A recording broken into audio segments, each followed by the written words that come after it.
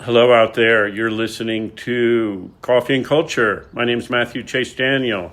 I'm your host every other week. We're on Talk 1260 and 103.7 KTRC, streaming at santafe.com just after 2 p.m. on Saturdays and Sundays.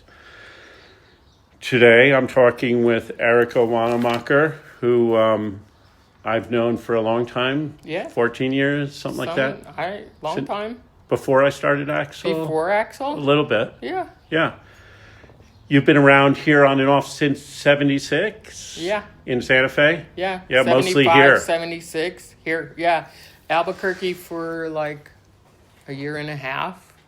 Yeah. And LA for a little while at the that Women's was Building? Like 76, part of 76 and part of 77. Yeah. So, yeah. I was here for like a year before I went to LA, and I came back. Yeah. It's changed a little? It's changed some. I mean... We've all changed with it. Right. The world changes, man. That's how it works. Yeah.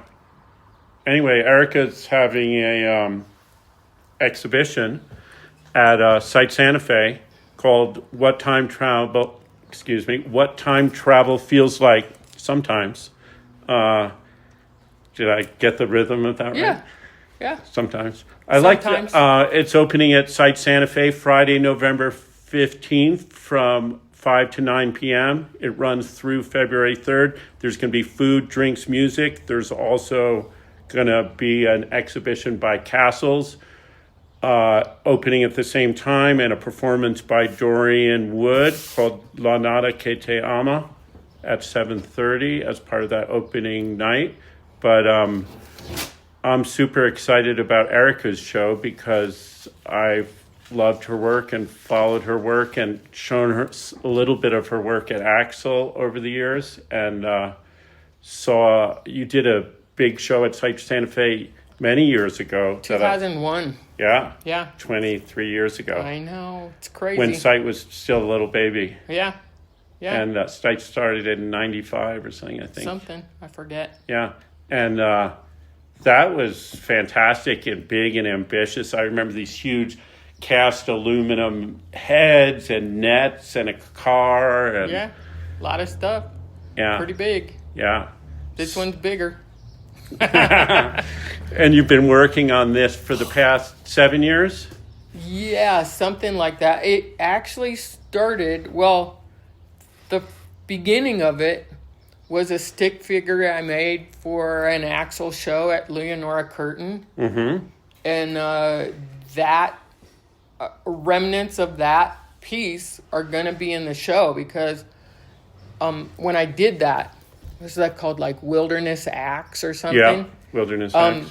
I had a critter cam, like a trail cam, on the figure, and I moved it every week.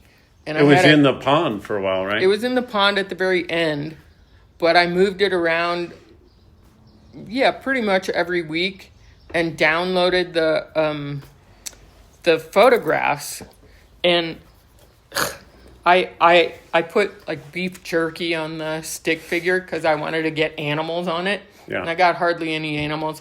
But what I didn't take into consideration, it's motion activated, and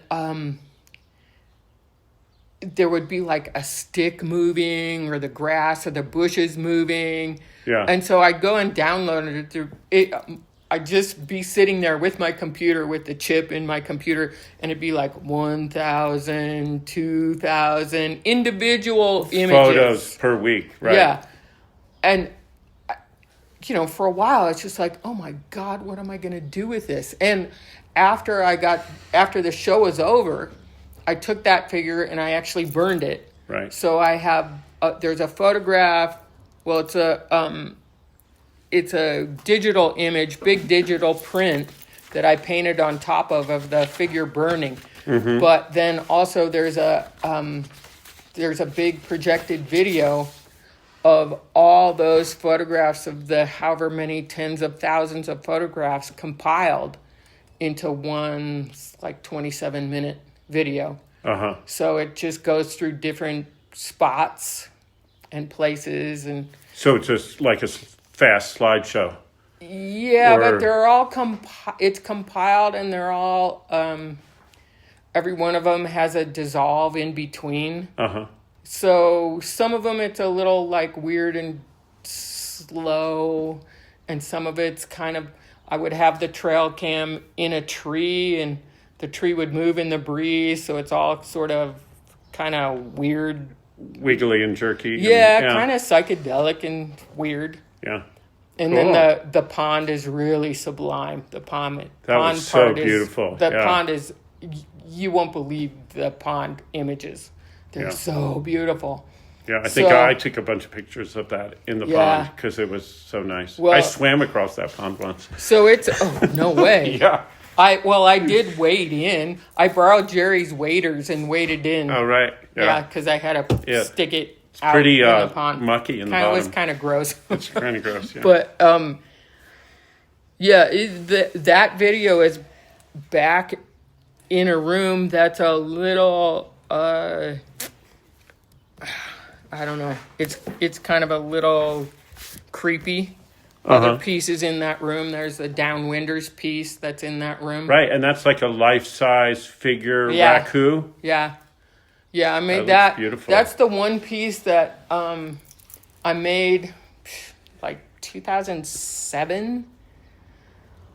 And I had it, I was showing it on the floor. I was thinking it was going to be part of a bigger bunch of installations about New Mexico and atomic history. And that never really happened, so I reworked it into a wall piece, so it's going to be a big wall piece.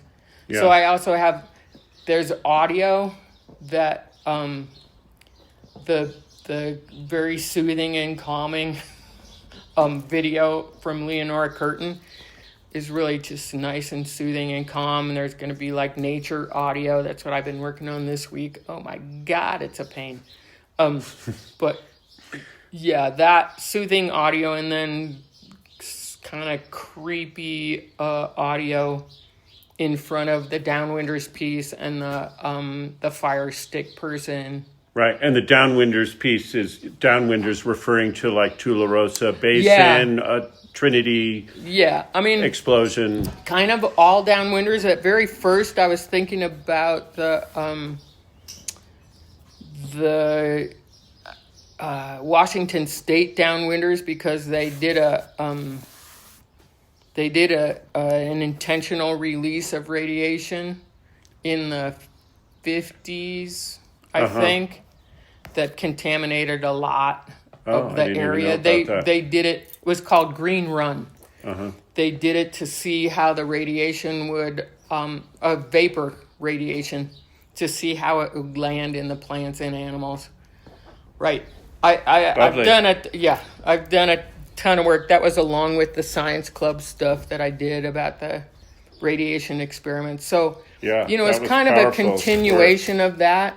But I also, I think on the label, we're going to specifically talk about the Tularosa Basin downwinders and, RECA that just expired because the Senate wouldn't re-up RECA, which is radiation exposure compensation for all downwinders. And Right, which is mainly going to downwinders in Nevada. Yeah. And the downwinders here have never gotten anything. No, never gotten it, and they've been fighting forever. Yeah. So, we want to get that information out for sure. I mean, when you delve into this stuff, it's crazy. It's just crazy. Well, New Mexico is one of the few places where we have the whole, as they call it, cradle to grave of, we mine the uranium and we have a toxic legacy from that. We process the uranium and we have a toxic legacy for that.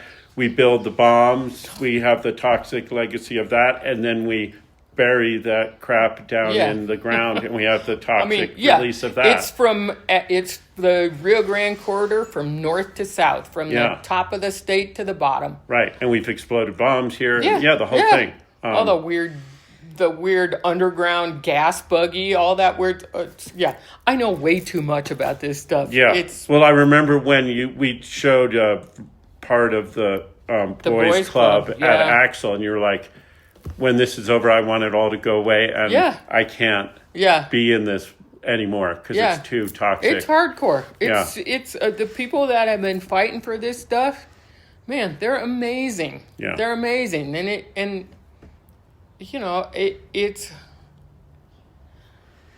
it's hard. It's really hard. Yeah, we have to go to a break. We'll Okay. be right back. I'm Matthew Chase Daniel talking to Erika Wanenmacher about her show coming up at Site Santa Fe.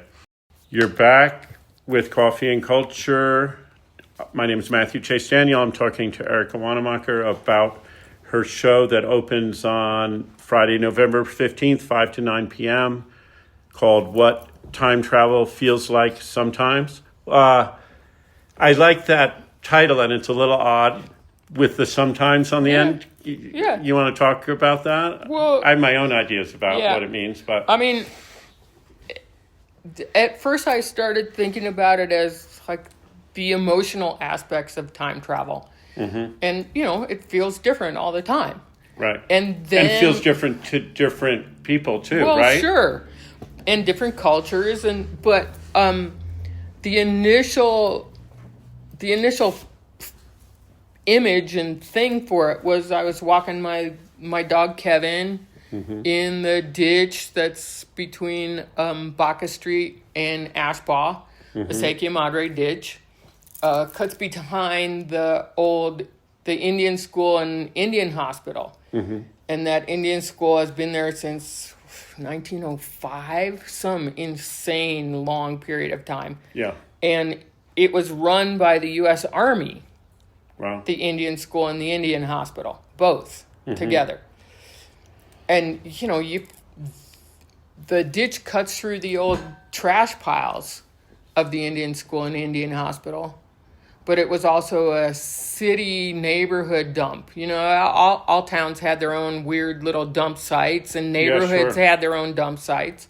So, the viejos in the neighborhood would tell me, "Oh yeah, that was our dump over there. We just, Right. And there's old rusty cans and Well, glass there's and amazing stuff. This is what started it. There's like glass from all eras, from the 1900s till now. right. Glass and a lot of the steel stuff has rusted away, but I find amazing stuff. So what I just started picking the stuff up, the glass especially, because it's so pretty. If it's been in the ground for a long time, glass gets iridescent. It gets iridescent from like 3 probably different processes. One, if they incinerated glass, cities and people used to just burn their garbage. Right. So they're burning garbage, everything all together, which included tin cans, steel cans lined with tin, Right. all those metals. And so if you incinerate glass with all that other garbage and metals, the metals vaporize And stick, to to the glass. Right. And it's like Larry Bell sculpture. That's what Larry Bell does, vaporize oxides of metals to make onto those glass. colors. Or when you see like a oil slick on a puddle of water and you see that. Yeah, so it's refracting. Blue It's rainbow. like, it's interference pigment. Right. But then also, there's minerals in the soil that stick to the surface of the glass ionically. Uh-huh. That's how interference pigments are made, because they're different sizes of particles. Different sizes of particles refract the light differently. this piece of the spectrum to make the color. Right. And then the other thing that happens is minerals leach from the glass to the surface. Oh, cool. So this is how nerdly I get about So there this used stuff. to be, when I grew up in this old Victorian house, and the glass was all ripply. 'Cause and it's what liquid. they told me is that it was liquid, Yes. and over time it Yes. slumps down. But then I've also heard that that's not true. It's just how they cast it and stuff. I don't know. No, it actually is a very, very slow liquid. Well, whether it's true or not, Yeah, I whatever. prefer to think of it as liquid So, coming down. I mean, it is a really amazing substance, but for real, I just started picking this stuff up because I can't not. It Right. just, I would stand there and it's in my hand. I'm looking at them like, it's so pretty. And I Yeah. still do it. Right. And you bring it home. We're sitting at a desk now, and there's a there's big glass carton full all of it. over it. Yeah, and on the floor and everywhere. Everywhere. But also, I would find full bottles, like Yeah. old miniature bottles, hair tonics. I still find this stuff. But also, one of the things I found a lot of were serum vials from the old Indian hospital. Yeah. And, in light of Deb Holland and all the people's revelations about things that happened at the Indian schools. There was just, in the last few days, a formal apology from the U.S. government and Joe Biden and Deb Holland for all that happened. I have artifacts that go back to then? like the early 1900s and 20s and 30s and 40s. Just crazy stuff. Yeah. This stuff is laden with information. Right. But what happened was I'm walking the dog in the ditch and I was thinking about like what happened if you just time traveled to this place and you were constructed out of the materials that were in the place you landed up in. So it's sort of like a Star Trek transporter, but time travel. So walking in the sort of shimmering glass stuff. So the idea is time travel to this time or a different time, and you're reconstructed out of the glass that's the materials that are there or yeah. something. Yeah, so that the initial specific piece for this show was the full-size figure with the glass all sparkling around it. Right. Yeah. And that's made out of wire and glass. It's got a steel armature. Right. And then wire and found glass. Right. Yeah. And how do you attach the glass to the wire? With my rad 4 cross connectors at each 4 sides of it. Uh-huh. That's how little like metal brackets that grip around it. No, just wire. It's just wire. Right. Metal. Yeah. Right. You'll metal, see. Yeah. Anyway, wire. I've seen pictures of it, and it's like very hard thing to photograph because it's it's like a cloud. It's there and it's not there. Lighting's going to be really a trip. If it's backlit, you can see the armature and the figure. Yeah. If it's front lit, you get the reflection off the iridescent glass. Yeah. Yeah. And the glass comes out about a foot or 16 inches someplace from the figure. Right.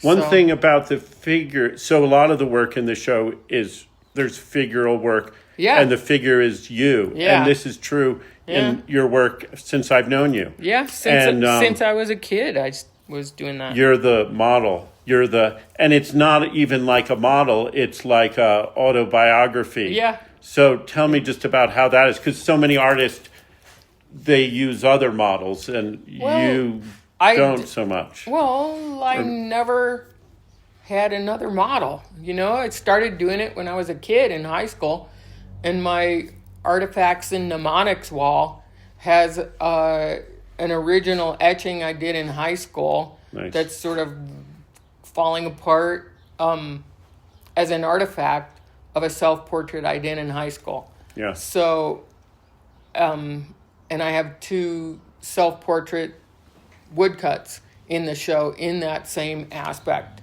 kind of referring back to that. I mean, I started, I was an art kid. Right. And so I didn't have anyone but myself, sometimes my sister. Right. But, I understand that. I've made sculptures and figural sculptures and trying to figure out the proportions. Yeah. And I just get out the tape measure. Okay, from my wrist to my elbow is this much, so the percentage-wise, The other thing for me is my dad was kind of an amateur photographer. He had a darkroom in the basement, and he took pictures of us all the time, and I was never photogenic, ever. Uh-huh. And so I was like, that doesn't look like me. Right. So my self-portraits look more like me than photographs. Yeah. Yeah. Nice. But there's also something. Well, we got to go to another break. Okay. We'll be right back and continue this. I'm talking with Erika Wanenmacher about her show coming up at Site. You're back listening to Coffee and Culture. We're on Talk 1260 and 103.7 KTRC, streaming at santafe.com, and then up as a podcast, which you can find on Spotify and Amazon and all of those weird places. Look for Coffee and Culture with Matthew Chase Daniel. So what I wanted to, this is sort of what we were talking about in terms of you making work as self-portrait. Also, your work, the way you describe your work is as magic and as spells that are physical objects that have work as magical spells. And so to me, a lot of you as the thing, as the figure in there is sort of this act of magic, an act of changing time or thought or whatever. The art of changing consciousness at will. That's Yeah. one of my favorite definitions of magic. Yeah. And that, I started thinking about my work specifically as spells because I was already making work that asked people to think about specific things, or do this, Right. little passive aggressive, but Right. it's more. It's a communication, so you're trying to affect the world through art. And I mean, literally, think about this thing. It would say that on the work. Right. And so when I turned it around and started thinking about the work as spells, it made it much stronger. Because what happens first when you make a spell is intent. What do you want to have happen? Right. And having the intent first of I'm going here. And sometimes, I will admit the intent is a little watery, or I sometimes don't even know the intent until I'm deep into the piece. Sure. But the thing about changing consciousness is that you don't have to change it a lot. This is the definition of witch. W-Y-C-H. It means to bend. Right. Because if you try to change it too much, you're going to fail. And if you're going to try and bend it a little bit, you bend influence. Bend somebody a tiny bit. Bend their consciousness a tiny bit to the direction you want it to go. Bend it a little bit. And another and another. You're bending it around. I mean, that to me is one of the reasons I make stuff. I mean, admittedly, one of the reasons I make things is to amuse myself. Right. Yeah.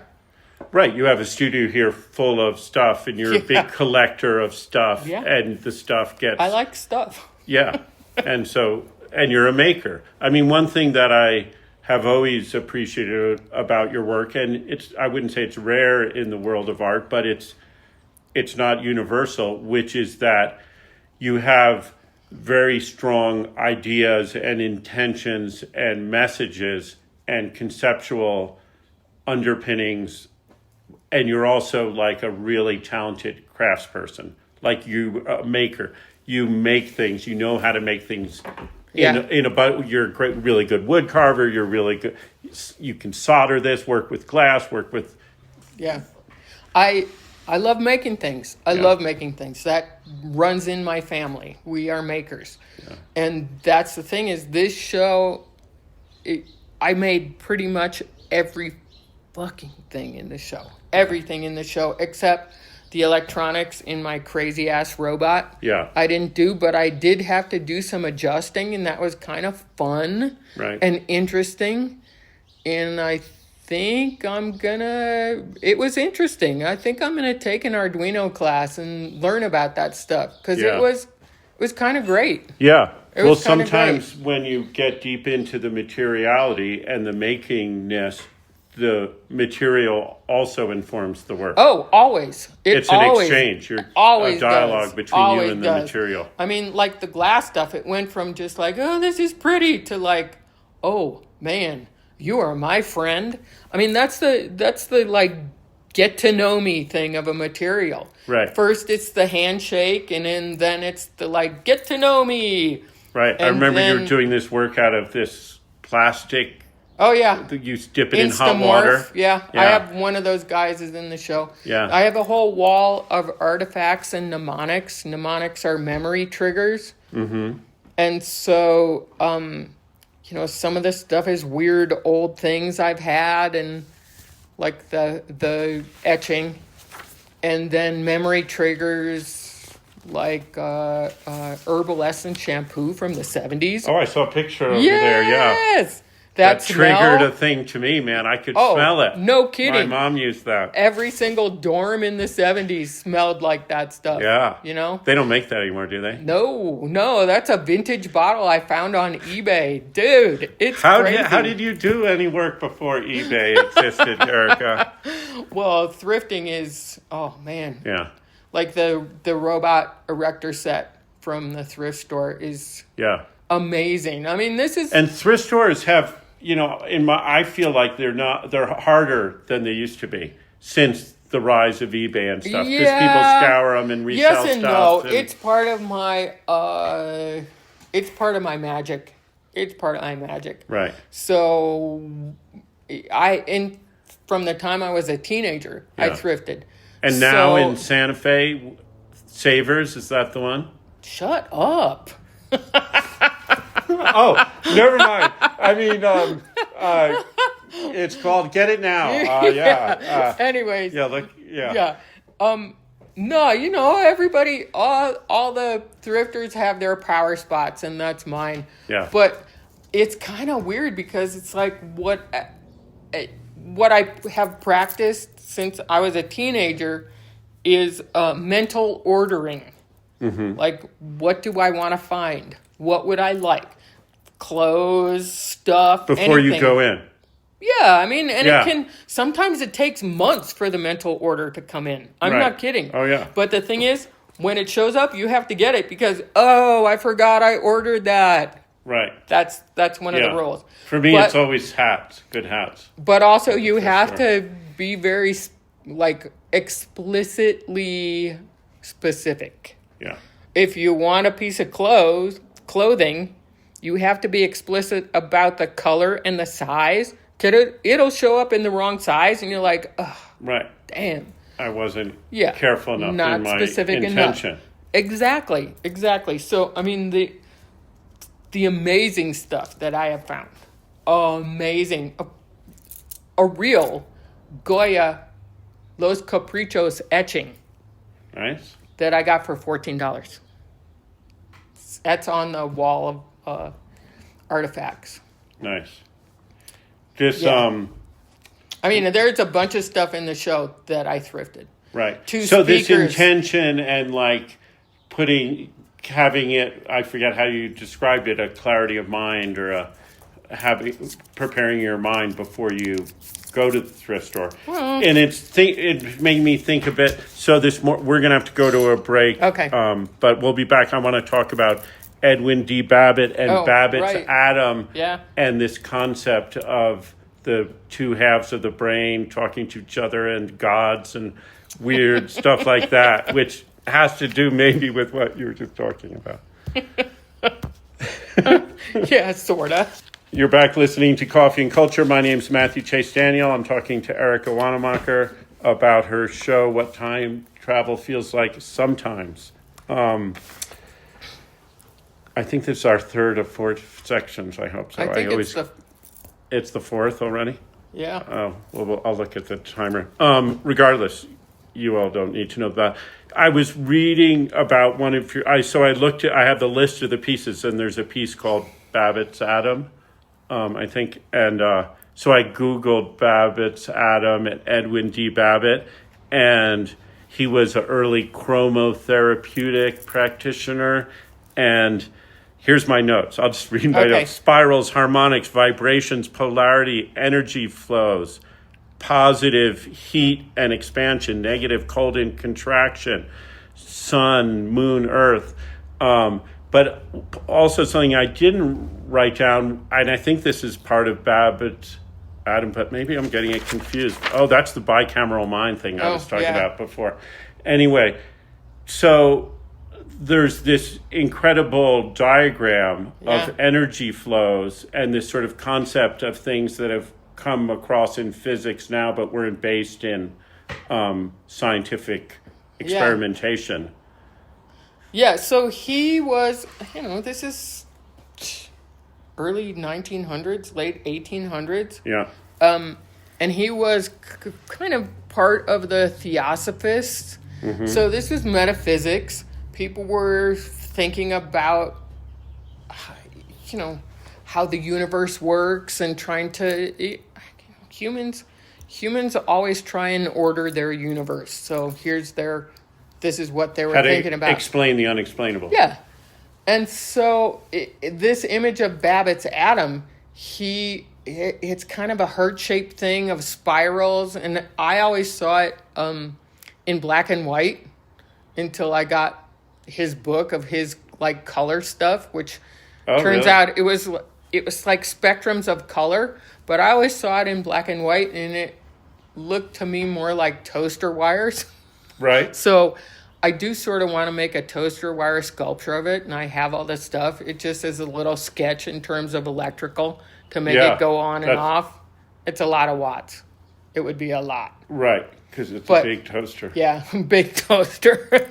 I like that. Yeah, but anyway, no, he envisioned it as a particle that made up everything, all matter, or right, and whatever. that atoms weren't round; they were moved in arc shapes and spirals, with like the ether going in and coming out through this weird funnel thing. And it concentrates, like the energy goes in one end and then shoots out the other with more energy. And if there's different particles that relate to each other, they can hook together, and that's what objects are made out of. Yeah, well, you read more than a lot of people. Yeah. But I really love the image, and I've been painting that image for a long time.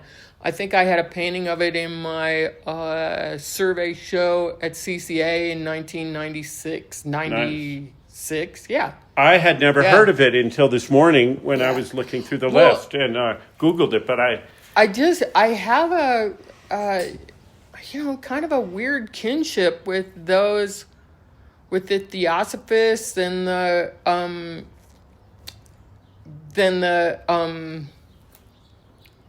the painters, the early painters here, Raymond Johnson and that school.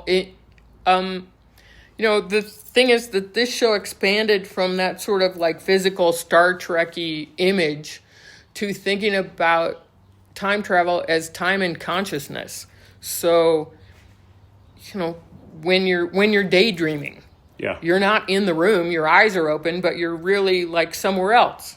Where are you? When are you? Because you're seeing and hearing and imagining you're somewhere else. When people have PTSD, they're taken back to another place and time.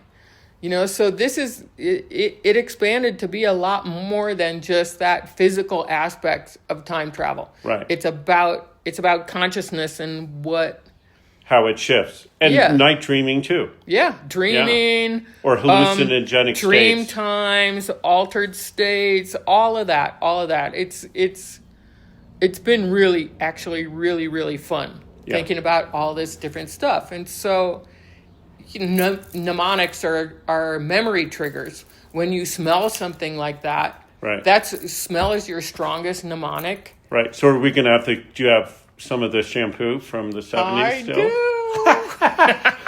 Can I have a whiff before I go? Yes, you can. It's hilarious, but it's it's fascinating, and it's part of I feel a kinship in this aspect of human thought and linear time.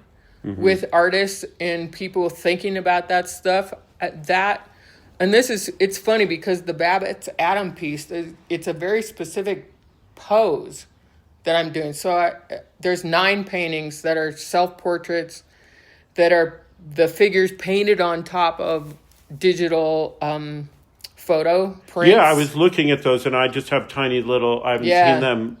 So the portrait of you is painted. Yeah, those are gloss those painted. are good paintings. Thank you. Yeah. I couldn't tell where the photo ended. I was Yeah. like, that looks like a photo of her on there. I don't know if that's a painting. No, the figures are all painted. That's fantastic. And the photos are photos I took, except for the two space ones, the star ones. But the figures, I'm painting that Babbitt's Atom piece, and I realized, and I've been looking at these prints for like 30 years. These Japanese woodcuts. Yoshitoshi is my super favorite printmaker. Yeah. Ever. It's fantastic. All ghosts and demons. Yeah, but the 100 Aspects of the Moon series, very specific. And the thing about his work is it was very late in that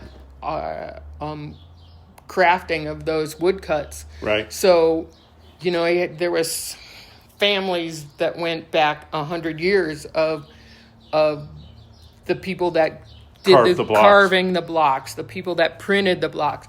But the thing is, his drawings are, I barely think anyone has duplicated the drama of his stuff. Yeah. And the way that he depicts figures that, are evoking very specific emotions. Yeah. And I'm painting this thing, and then I'm like, oh, because I have one, and it's going on my artifacts wall. That's a one I got off of eBay. That's a really messed up 100 Aspects. And I'm looking at this print, and I'm like, oh, that's where I'm I got doing that exact same pose, and it's that like looking off sort of into the distance. Yeah. But those images, the prints, they're precursors to anime. Right. They are, they're big, and a lot of that was a big influence on Van Gogh, and sure. You see, he did some repaintings of some of those even, and huge important part of the history of art. It's funny. It's. This show for real to me is.